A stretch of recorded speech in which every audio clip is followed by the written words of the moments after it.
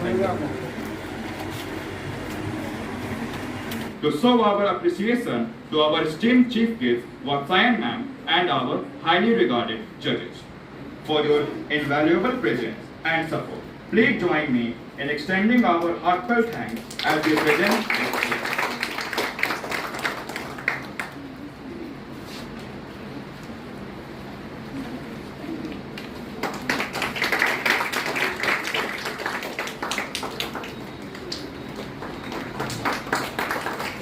This event, which brings together some of the brightest young minds from 10 renowned schools, celebrates not only the art of speech, but also values of peace, wisdom, and understanding which the Vishwabuddha Parishad upholds.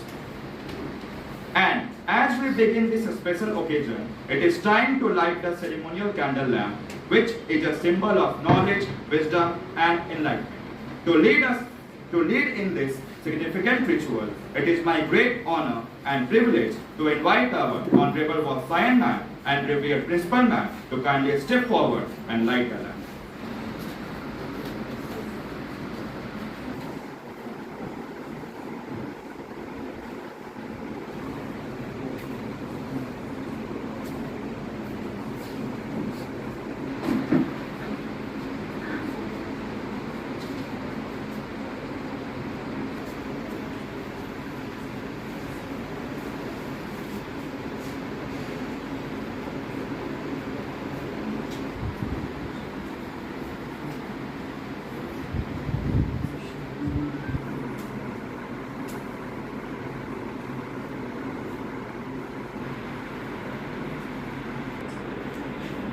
I am also thrilled to introduce the esteemed panel of our judges who will be evaluating today's declamations. Please join me in giving a warm round of applause to go on the most important stage, which is about the rules.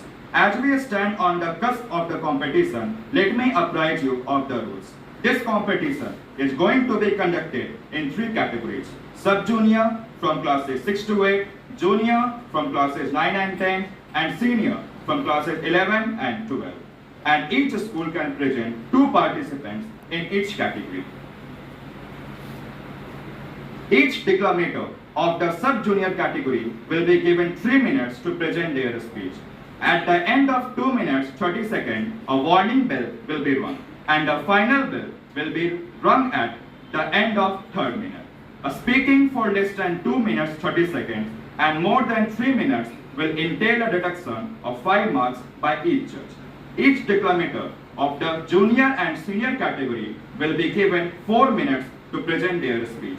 At the end of 3 minutes 30 seconds, a warning bell will be rung. So the final bell will be sounded at the end of the 4th minute. A speaking for less than 3 minutes 30 seconds and more than 4 minutes will entail a deduction of 5 marks by each judge. Words can make you, break you. They can heal your soul. They can damage you forever. So I always try to use the positive words in my life wherever I go. They call it adversity. I call it opportunity. They call it weakness. I call it strength. They call me disabled. I call myself differently abled. They see my disability. I see my ability. Well, it is the story of a woman whose perfectly imperfect life made her who and what she is today. It is the story of a woman who made people realize that sometimes problems are not too big. We are too small because we cannot handle them. When I was 18 years old, I got married. I belonged to a very conservative family where good daughters never say no to their parents. Just about after 2 years of getting married, about 9 years ago, I met with a car accident. Somehow my husband fell asleep and the car fell into ditch.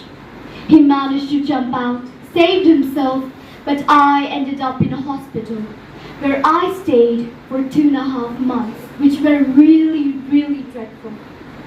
One day doctor came to me and he said, "Well, I heard that you wanted to be an artist, but you ended up being a housewife. I have a bad news for you. You won't be able to paint again. Your wrist and arm are much deformed." Next day, doctor came to me and he said, your spine injury is so bad, you won't be able to walk again. The next day, doctor came and he said, because of your spine injury and that fixation that you have in your back, you won't be able to walk again. That day, I was devastated. I still remember I asked my mother, why me? And that is where I started to question my whole existence. The doctor even said I wouldn't be able to give birth to a child. I asked my mother, why me? I started to question my whole existence. Why am I even alive? I cannot paint, I cannot walk, but I cannot even be a mother. But I wanted to do something. That day I decided that when I'm going to sit, I'm going to share my story and my pain with everyone to make them realize how blessed they are, and yet they don't even consider themselves lucky. Life will be hard. There will be turmoil. There will be trials, but never give up. Always be grateful and always live in every moment. Thank you. Teens who barely voice their choices and have become the voice and vision of millions of unheard women. You she teens are doing a commendable job. Wish you all a very happy International Women's Day. The theme of International Women's Day is Choose to Challenge. A challenged world is an alert world, and from challenges comes change. Well, I think that's where I have developed this quality of strong belief system. That if a woman resolves to be successful, or if she can be focused and determined and can manage time properly, there's nothing that she can't achieve. Change is possible. For a girl child, empowerment starts at home. My parents gave me wings and let me follow my passion. My passion for nation building made me undergo the NCC Army training, where after 6 months of rigorous training, I was rejected. With a fire and passion, I rose back like a phoenix, worked hard for 18 hours a day. With rise of drill, group discussions, extemporaries, commanding boys, constituted, and I stood out to become all India's best cadet among 13 lakh cadets in NCC, receiving Prime Minister's Medal and President's Baton. This was the journey which taught me discipline, commandership, and leadership qualities, and I always wanted to be in service of my nation. In real terms, that's when I resolved to be a doctor. None of these journeys were easy for me. Innumerable challenges, failures, hardships, scars, and pain are behind the smiling face of mine. And I'm sure it's the same with you all too. Dear women, failures and difficulties don't come to destroy you, but they come to realize your hidden inner potential. Let difficulties know that you too are difficult. Voice your opinion and speak out. And proudly say, I am being the change that I want to see in the world. Thank you. For the next category, I would like to invite Ansika Arya. True Liberation of Women by Indira Gandhi. Men are better than women. What stereotype thinking is this? My theory is that men are no more liberated than women. I see before me a number of eminent women who have distinguished themselves in various professions, in social work, in education, in science, in administration, in law, and of course in politics. For too long, women's contributions have been overlooked and their voices unheard. We must recognize that women's rights are human rights, and their progress is the progress of society. It is time to look more carefully where the thoughtless use of stereotypes are taking us. Man as leader, woman as follower. Man as producer, woman as consumer. Man as strength and woman as weakness. You see, by excluding women, men are depriving themselves of a fuller emancipation. transformation or growth for themselves. True liberation of women is not about rivalry with men, but about women realizing their own potential. Women must be free to choose their path, not limited by societal norms or expectations. The real strength of a nation lies in the empowerment of its women. A liberated woman is not one who competes with men, but one who is confident in her own identity and capabilities. Women should not seek to emulate men, but rather to fulfill their unique potential by contributing to society in ways that reflect their own strengths and aspirations. The journey toward true liberation is not easy. It requires both courage and determination. But it is only through this journey that women will find their rightful place in society where they can live with dignity, equality, and freedom. Thank you. We'll be watching you by Greta Thunberg. How dare you? Yes, how dare you? You have stolen my childhood and my dreams with your empty words, and yet I'm one of the lucky ones. People are suffering, people are dying, entire ecosystems are collapsing. We are in the beginning of a mass extinction, and all you can talk about is money and fairy tales of eternal economic growth. How dare you! For more than 30 years, the science has been crystal clear. How dare you continue to look away and to come here saying that you're doing enough when the politics and solutions needed are still nowhere in sight. You say you hear us and that you understand the urgency. But no matter how sad or angry I am, I do not want to believe that. The popular idea of cutting our emission in half in 10 years only gives us a 50% chance of staying below 1.5 degrees Celsius. And the risk of setting off irreversible chain reactions are beyond human control. So a 50% risk is simply not acceptable to us.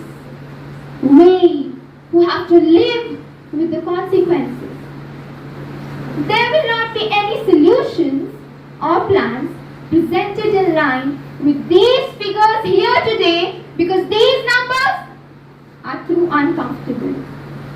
You are failing us. But young people are starting to understand your betrayal. The eyes of all future generations are upon you. And if you choose to fail us, we will never forgive you. We will not let you get away with this. Right here, right now is where we draw the line. The world is waking up and change is coming, whether you like it or not. Thank you. Everyone, my name is Vishu Kumar and I am here to discuss a concept that profoundly influences every aspect of our lives, the value of time. Time is an invisible resource that governs our daily routines, our goals and ultimately our lives.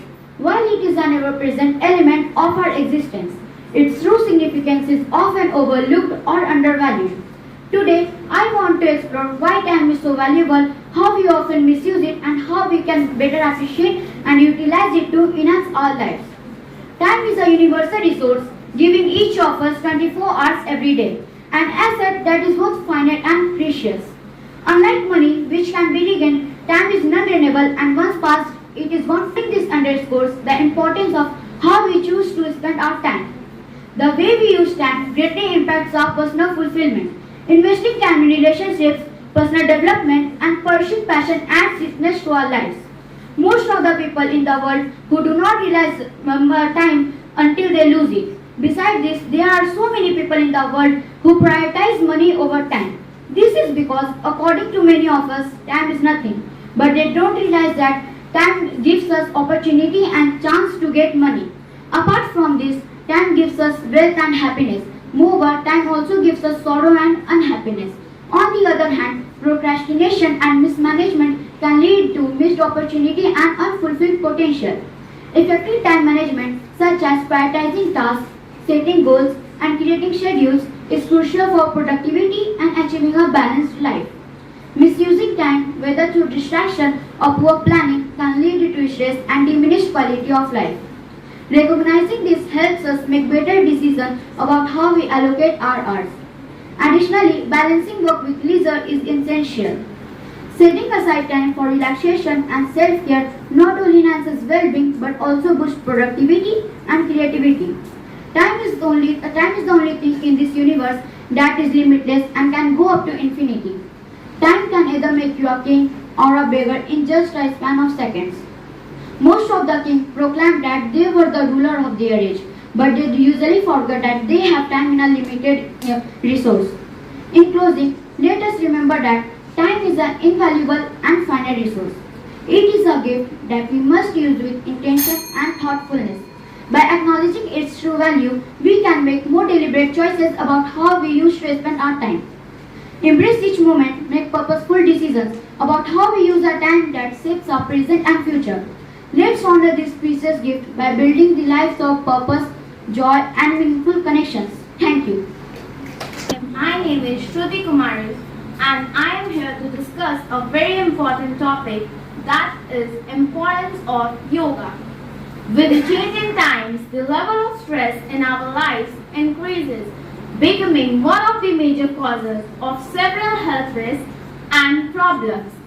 Every other person is suffering from hypertension, diabetes, and heart-related problems. It is time to step back and pause. There is a straightforward solution to all of these problems: yoga. Yes, you heard it right. Yoga is an ancient practice that connects the body and mind and can improve overall health. It can help us with both physical and mental well-being and can also enrich social well-being. It can improve flexibility, strength, balance, and posture. It also helps us with chronic pain conditions like arthritis and back pain. It can help us in being relaxed and meditated and help us control our emotions and stress. It also helps us deal with mental illness like anxiety and depression and can improve our focus and intelligence. It also helps us developing self-discipline and self-awareness and can lead to a sense of power. It nurtures emotional well-being by promoting feelings of peace and contentment. It encourages positive thinking and self-acceptance, increases levels of happiness and overall emotional balance.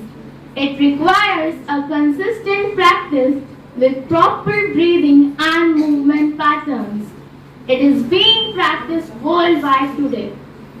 Approximately 2 billion people around the world practice yoga. It is originated in India and now practiced in various forms around the world. A yoga session mainly comprises of breathing exercises, meditation, and yoga asanas that stretch and strengthen various muscle groups. It is a good substitute for avoiding medicines that are harmful for our physical and mental health. Regular practice of yoga improves a person's mental well-being and creates mental clarity and calmness, thereby relaxing the mind. Keeping in mind the popularity and benefits of yoga, the whole world celebrates International Yoga Day on 21st of June every year. Thank you. I'm reaching out to you because we need your help. We want to end gender inequality, and for this, we need everyone involved. We want to try and galvanize as many men and boys as possible to be advocates for gender equality. And we don't just want to talk about it, but make sure it is tangible. I was appointed as the Goodwill Ambassador 6 months ago, and the more I have spoken about feminism, the more I have realized that fighting for women's rights has too often become synonymous with man-hating. If there is one thing I know for sure, it is that this has to stop. No country in the world can yet say that they have achieved gender equality. These rights are considered to be human rights. And if we still hate the word, it is not that the word is important, but the idea and ambition behind it. Because not all women have been afforded the same rights that I have. In fact, very few have been. Men, I would like to take this opportunity to extend you a formal invitation. Gender equality is your issue too. If men don't have to be aggressive in order to be accepted, women won't feel compelled. If men don't have to control, women won't be controlled. Both men and women should feel free to be sensitive. Both men and women should feel free to be strong. In my nervousness for the speech and my moments of doubt, I ask myself firmly, if not me, who? If not now, when? And if you believe in gender equality, and for this I applaud you.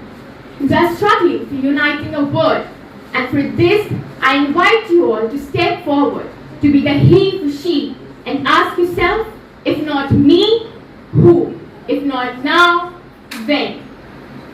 Thank you. A celebration of the contributions women make in every aspect of life. As mothers, wives, sisters, daughters, workers, learners, citizens, and leaders. There are some who question the reason for this conference. Let them look at the women gathered here. The teachers, the lawyers, the homemakers, the nurses, the policy makers, and the women who run their own businesses. There are some who wonder whether the lives of women matter to the economic and political progress of the world. Let them listen to the voices of women in their homes, neighborhoods, and workplaces.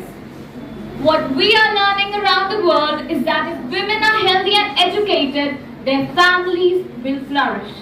If women have a chance to work and earn as full and individual partners in the society, their families will flourish. If women are free from violence, their families will flourish. And when families flourish, communities and nations do as well. This is why every woman, every man, every child, every family, and every nation on this planet does have a stake in the discussion that takes place here. It is a violation of human rights when babies are denied food, drowned, suffocated, or their spines broken simply because they are born girls. It is a violation of human rights when women and girls are sold into the slavery of prostitution for human greed. And the kinds of reasons that are used to justify this practice should no longer be tolerated. It is a violation of human rights when the leading cause of death worldwide among women ages 14 to 44 is the violence they are subjected to in their own home by their own relatives. It is a violation of human rights when women are doused with gasoline, set on fire, and burned to death because their marriage dowries are deemed too small. If there is one message that echoes forth from this conference, let it be that human rights are women's rights and women's rights are human rights once and for all. Thank you. Greetings to all. Mark Merrow's speech. My mom would be there at all my sporting events. Let's say I was playing football, she'd be there on the sidelines, and if the play in the field started going one way, she'd be like, Mark, get up, Mark. And I'd be like, oh my gosh. I get in the huddle and the guys go, Mark, is that your mother? And I go, no, I've never seen her before. The greatest gift my mom ever gave me, she believed in me. My friends would drive me home at 2, 3, 4 in the morning.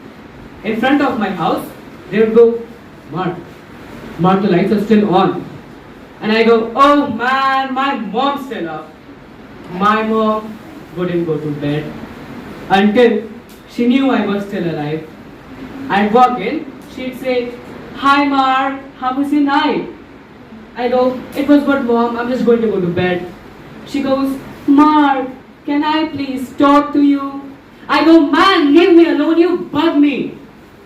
I'd slam my bedroom door on the only person who ever believed in me. We were wrestling overseas in Japan. After my match, I was in my room asleep.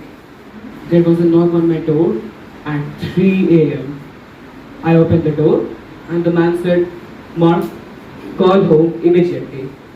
I called back, hey, what's going on? She said, Mark,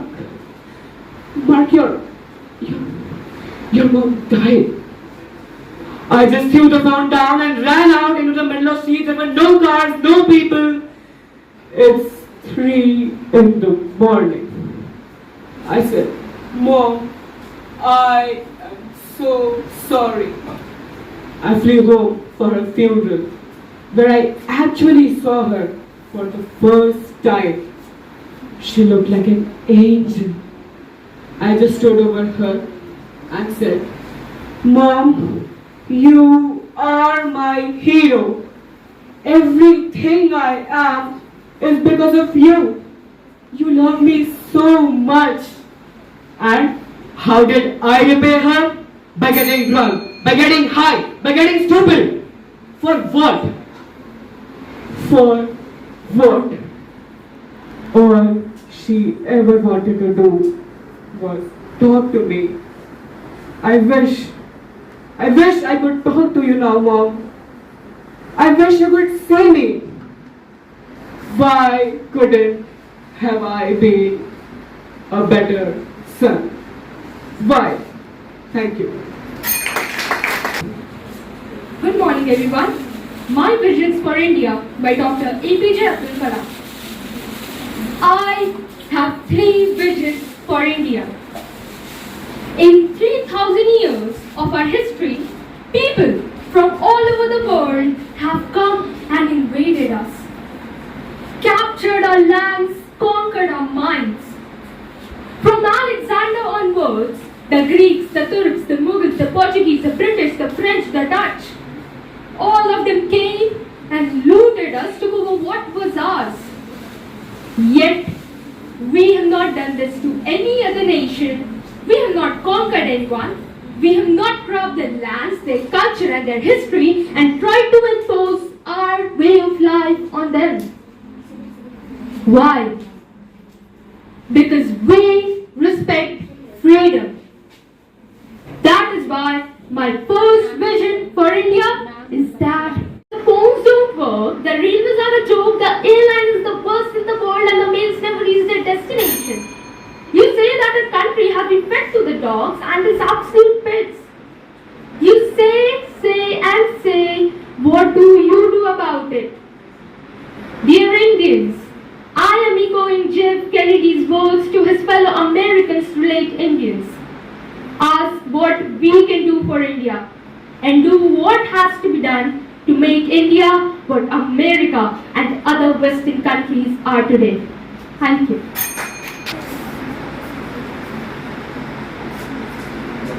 If I should have a daughter, I would want her to call me Point B. way back to me. I'll teach her that life can be tough. It will kick you hard, it will hit you when you are down. But I'll remind her that getting knocked out of the way is the only way to remember how much she loves the taste of air. Some hurts can't be fixed with band-aids or poetry, but I'll make sure she doesn't have to carry the weight of the world alone. No matter how wide she stretches her arms and fingers, her hands will always be too small to catch the pain she wants to heal. I'll be there with chocolates and rainbows, because while chocolate may not be able to fix everything, rain will wash away what it can if you let it. I'll remind her that her mama is a warrior, so is she, with small hands and big eyes that never stop asking for more when disappointment fills her boots. I'll remind her to say thank you, because there's nothing more beautiful than the way ocean refuses to stop kissing the shoreline, no matter how many times it's sent away. There will be days like this, my mama said. She should apologize when she's wrong, but never for the way her eyes refuses to stop shining. Her voice may be small, but she should never stop singing.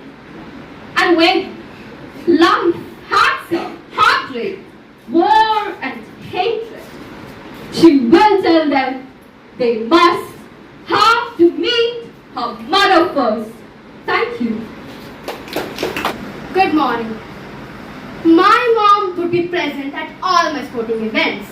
Let's say I was playing football, okay? She would be on the sidelines and say, Mark, get it, get it. I'd be like, oh my gosh. I'd get in the hurdles with the other guy. They go, Mark, is that your mother? I go, no, never saw a woman in my life before. See, the greatest gift my mother ever gave me, she believed in me. Show me your friends and I will show you the future. And how do I know this? I hung out with losers and became the biggest loser myself. My mom would not go to bed until she knew her son was still alive. I'd walk in, she goes like, hey Mark, how was the night? I go, was good mom, just tired, going to bed. She goes, can I talk to you for a minute? I go, Mom, I said I'm tired. She goes, Mark, I've been seeing you all day, all night. Can I please talk to you? Man, you bugged me. Just leave me alone. I slammed my bedroom door. I was on a worldwide tour while wrestling overseas in Japan. After my wrestling match, upstairs in my hotel room, I fell asleep. There was a knock at my door at 3 in the morning. I opened the door. A voice came, Mark, there's an emergency. You need to call her. I went to my hotel room, phoned back to the United States and said, hey, what's going on? They said, Mark, I don't know how to tell you this, but your mother died. I just threw my phone and ran out of my hotel room into the streets. I mean, there was no car, there was no people. It was 3 in the morning. And I just ran down the middle of the streets in Hiroshima, Japan. I remember looking up and saying, Mom, please, I'm so sorry. I was so nervous to walk up to her casket that day, so I just stood away. I kept thinking to myself, Mom, please wake up, please get up. And then I finally got the nerve to walk up to her. I just stood over there and said, Mom, you are my hero. Everything I am, everything I wish to be was just because of you. You love me so much. I saw her beautiful face for the first time. Mom, you are my hero. I wish I could talk to you now, Mom. So friends, If you have a mother or father, go home, tell them how much you love them, because love is just a word until someone comes along and gives it a meaning. You are the meaning. Thank you. Good morning everyone. I have come to declaim the iconic speech delivered by Mother Teresa on her acceptance of the Nobel Peace Prize.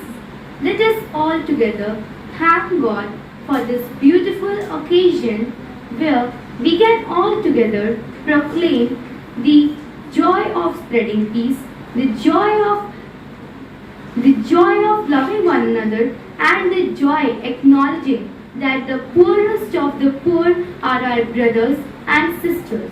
It is so beautiful for us to become holy to this love. For holiness is not a luxury of the few. It is a simple duty for each one of us, and through this love we can become holy. To this love for one another, and today, when I have received this award, I personally am most unworthy, and I, having avowed poverty to be able to understand the poor, I choose the poverty of our people. But I am grateful and I am very happy to receive it in the name of the hungry, of the naked, of the homeless, of the crippled, of the blind, of the leprous, of all those people who feel unwanted, unloved, uncared, thrown away of the society, people who have become a burden to the society and are ashamed by everybody. In their name, I accept this award.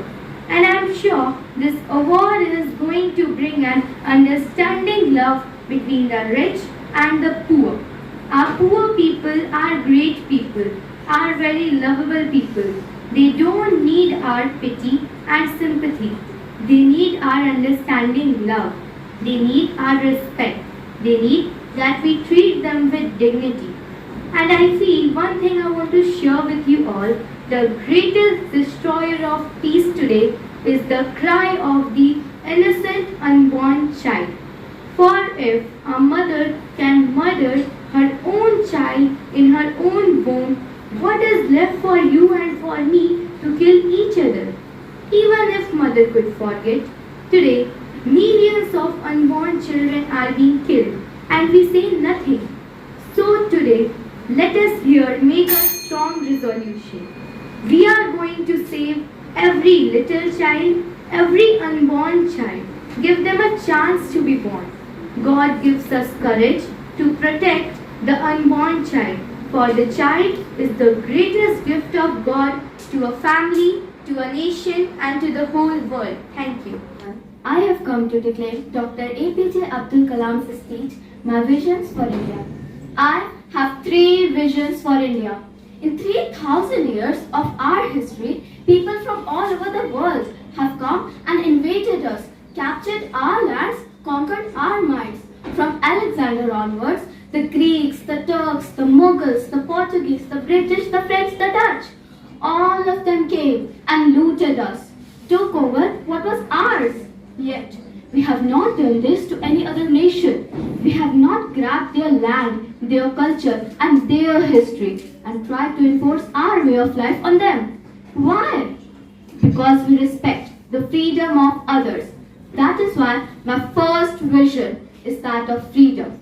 I believe that India got its first vision of this in 1857 when we started the War of Independence. If we are not free, no one will respect us.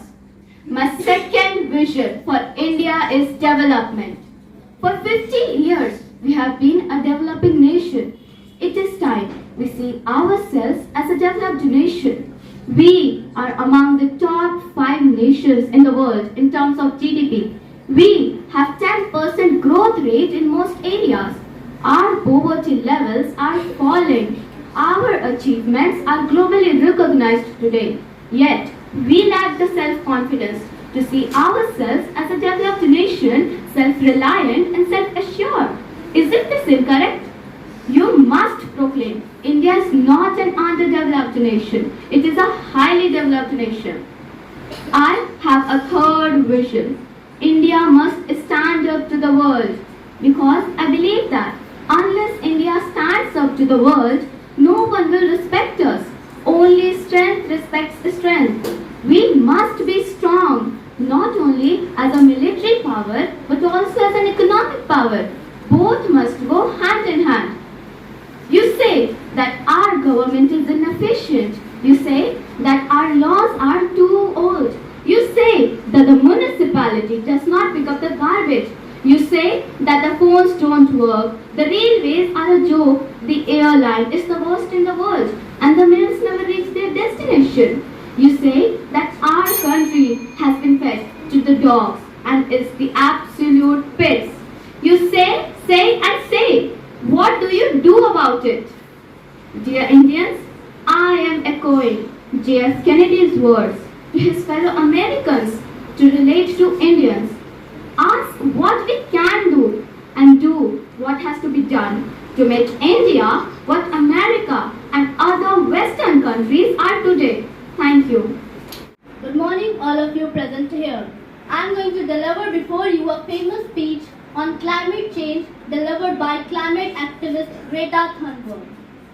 My message is that we will be watching you. This is all wrong. I shouldn't be up here. I should be back in school on the other side of the ocean. Yet, you all come to us, young people for hope. How dare you? You have stolen my dreams and my childhood with your empty words. And yet, I am one of the lucky ones. People are suffering, people are dying, entire ecosystems are collapsing. We are in the beginning of a mass extinction, and all you can talk about is money and fairy tales of eternal economic growth. How dare you? For more than 30 years, the science has been crystal clear. How dare you continue to look away and come here saying that you are doing enough when the politics and solutions needed are still nowhere in sight. You say you hear us and that you understand your urgency. But no matter how sad and angry I am, I do not want to believe that, because if you really understood the situation and still kept on failing to act, then you would be evil, and that I refuse to believe.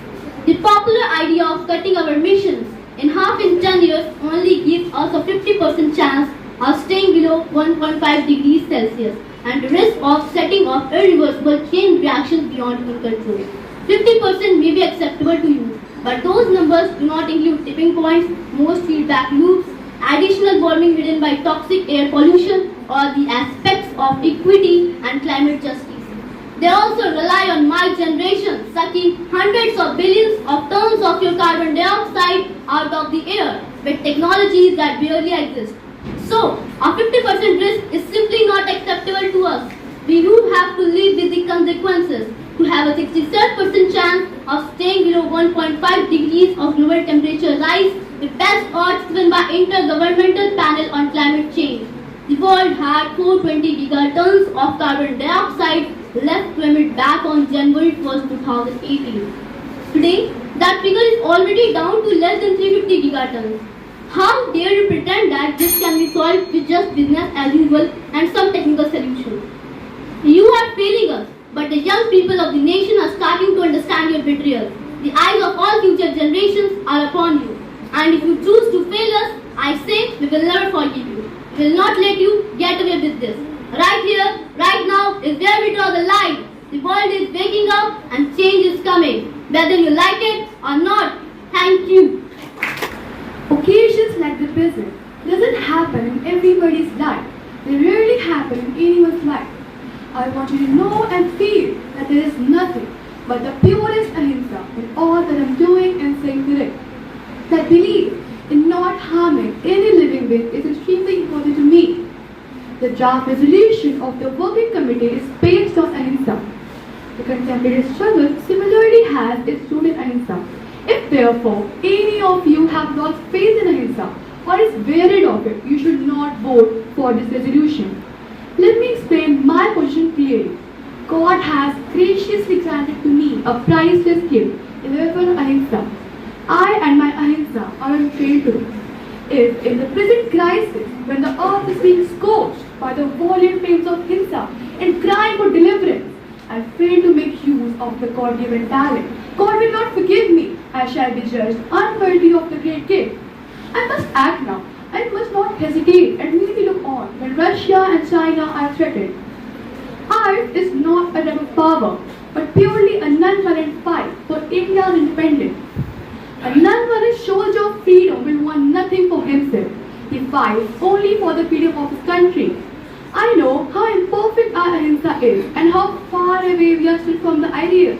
But in ahimsa, there is no final failure or defeat. I have faith, therefore, that in spite of the shortcomings, the big things has happened. It will be because the God wanted to help us. It will be because He wanted to crown our silence, committed worship, our sadhana for the last 22 years with success. We would be rewarded for working long to conquer a sense of pride. I believe that in the history of the world, there has not been a purer democratic struggle for freedom than ours. It is my firm belief that since these struggles were fought with the weapon of violence, they failed to live up to a democratic ideal. In a democracy established by non-violence, there will be equal freedom for all. Everybody will be his own master. It is to join a struggle for such democracy that I invite you today.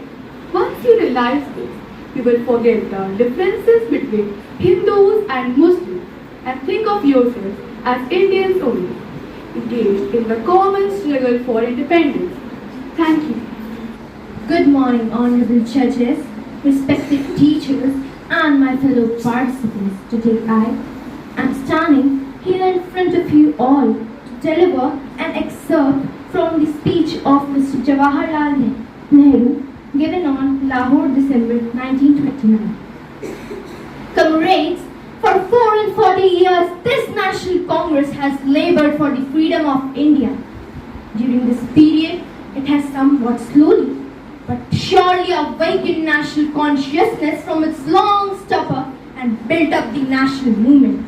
If today we are gathered here at a crisis of our destiny, aware of our strength and weakness, it is well that we give the first thought to those who have gone before us, who have laid down their lives without the hope of reward, so that those who followed them may have the joy of achievement. It is well that we give the first thought to them. None of us can say what the future will bring. None of us can say what the future will bring, but we may assert with some confidence that Asia and even India will play a very important role in the future world policy. The brief day of European domination is already approaching its end. Europe has ceased to be the center of art and interest. The future lies with America and Asia. We should remember that it was finally India who broke down the military power of the great Alexander. It was the legions of Asia who over a millennia had ruled over Europe. Owing to false and incomplete history, many of us may think that it was Europe's legions who had thundered past the world, but we must not forget that over a millennia it was Asia's legions who have ruled over the world. We must not forget those great personalities who have laid down their pride, youth, in the freedom of India. We must not forget them who have laid down the foundation of this free India. This is a very important topic to be discussed. If today we are standing here, it is only because of them. We are standing because of our friends. We must not forget them. For this, I would like to conclude my speech and bid you all a thank you. Thank you very much. Next up, we will start the junior category. For this, I would like to first invite Apeksha.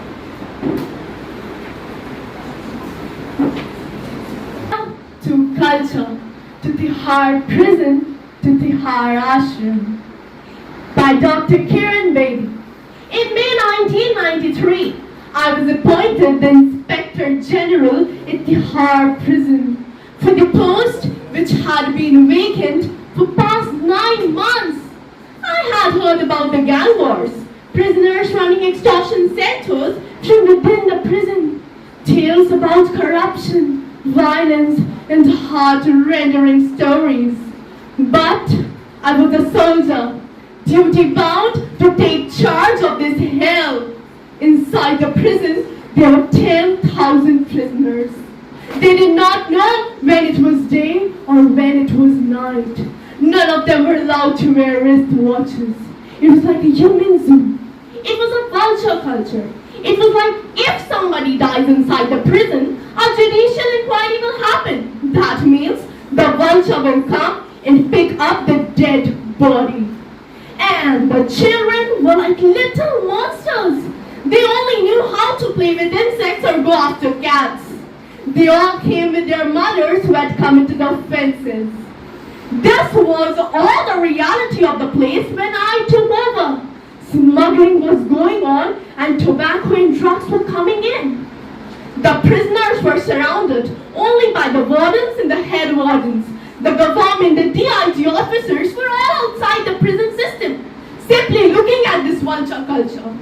We merged a 3C model. It was collective, corrective, and community-based, which changed everything for betterment. Skills training programs were introduced with the objective that everybody learn something. We started celebrating days with children who were born inside the prison, schooling them inside the prison where they were monsters. Now they were singing songs, and now we were calling it Tihar Ashram. Our youth program began. We started to work with them. Then women's education programs, adult literacy programs began. Age was no bar. We brought in the Vipassana meditation program in which 1,000 prisoners sat together for 10 days in total silence, and this created history in the world. I didn't have a single riot during my time inside the prison, just because we had a feedback box. Any prisoner could write his grievances directly to the hierarchy. I benefited a lot as an inspector general. I knew exactly what was happening around and could go about and correct it. Prison is a state subject, and every prison chooses reforms in its own way. And all NGOs don't have this inclination towards prison reforms. If the prison doesn't allow you to come, then what will you do? They also need resources. And they say, we have not budgeted, you're not safe, you're finished. Why did no NGO come before it? Because they were not being allowed. These achievements are not my credibility. It's their acceptability. Every happening is an opportunity to do better and contribute better. And when you're thrown into an opportunity, then trust yourself and carry on. Remember that everything happens and there is a positive reason behind it. Thank you. By Ranganathan Madhur. I feel honored to address this really august intellectual gathering of Harvard. A lot of people have spoken before me, describing their dreams for India. But what a unique nation! Thousands of years of old culture and tradition, many invasions, and being ruled for many years. And still, we have managed to maintain our identity, our Indianness, our beliefs, our faith. Yet I dream of an India where no infant cries for the want of milk, no youngster is deprived of relevant education, and no youth goes door to door searching a job. Therefore, ladies and gentlemen, I believe that more than smart cities, we require smarter villages. We need to uplift our villages. It is important that growth and progress go hand in hand with villagers also getting onto the same train, moving towards economic freedom and superpowerdom. Do you know what is the biggest financial burden for a person in a village? It's not health, not the marriage of a daughter, not education, not liquor, but the untimely death of a relative in the family. That is the one occasion he cannot prepare for. That is the one occasion where the ceremony demands that he spend a certain amount of money, feed a certain amount of people, and use their funeral expenditures, and that's where he takes the loan, and that's where he gets indebted. And to escape that particular embarrassment of not having the ability to perform the function every year, he decides to leave the village because he's made to feel inadequate. The rural India today is feeling inadequate. They're feeling as if they're not even part of our country. And what happens then is that they start looking for opportunities outside the villages where there is better education, better health, better lifestyle, and no humility for not having performed the funeral properly. And in doing so, they leave who they are. And who are they, these people? Well, they are actually the timekeepers and bookkeepers of our deep-rooted traditional cultures and stories. You know, you should see how tradition and culture flourish in a happy village in India. We don't have psychiatrists as a big fashion thing in India, but they still manage to maintain a great level of sanity. There's a great phrase from the poem If by Rudyard Kipling, where he says, "Dream but do not make dreams your master, think but do not make thoughts your aim. Meet with triumph and disaster, and treat those two impostors just the same." It's very easy to say, but how do we treat those two impostors just the same? Well, the answer lies in the great holy books and the epics and the culture that is so predominant in our country. The Bhagavad Gita, the Quran, the Bible, the Guru Granth Sahib, and of course the granny stories.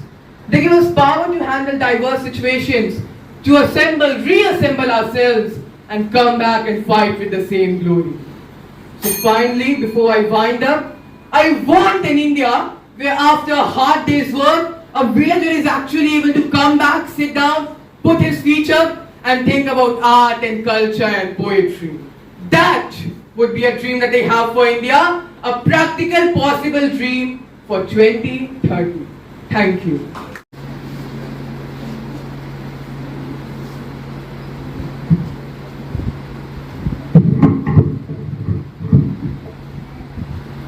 I Have a Dream by Martin Luther King Jr. I am happy to join with you today in what will go down in the history as the greatest demonstration for freedom in the history of our nation. 50 years ago, a great American in whose symbolic shadow we stand today signed the Emancipation Proclamation. This momentous decree came as a great beacon light of hope to millions of Negro slaves who had been sheared in the flames of withering injustice. It came as a joyous daybreak to end the long night of their captivity. But 100 years later, the Negro still is not free. 100 years later, the life of the Negroes is still sadly crippled by the manacles of segregation and chains of discrimination. 100 years later, the Negro still lives on the lonely island of poverty. I have a dream that one day this nation will rise up, live out the true meaning of its creed. We hold these truths to be self-evident that all men are created equal. I have a dream that one day on the red hills of Georgia, the sons of former slaves and the sons of former slave owners will be able to sit down together at the table of brotherhood. I have a dream that one day, even the state of Mississippi, a state sweltering with the heat of oppression, sweltering with the heat of injustice, formed into an oasis of freedom and justice. I have a dream that my 4 little children one day live in a nation where they will not be judged by the color of their skin, but by the content of their character. I have a dream today. I have a dream that one day every valley shall be exalted, every hill and mountain shall be made low. Rough places will be made plain, and the crooked places will be made straight. And the glory of the Lord shall be revealed, and all flesh shall see it together. This is our hope, and this is the faith that I go back to the south with. With this faith, we will be able to pray together, to work together, to struggle together, to go to jail together, to stand up for freedom together, knowing that we will be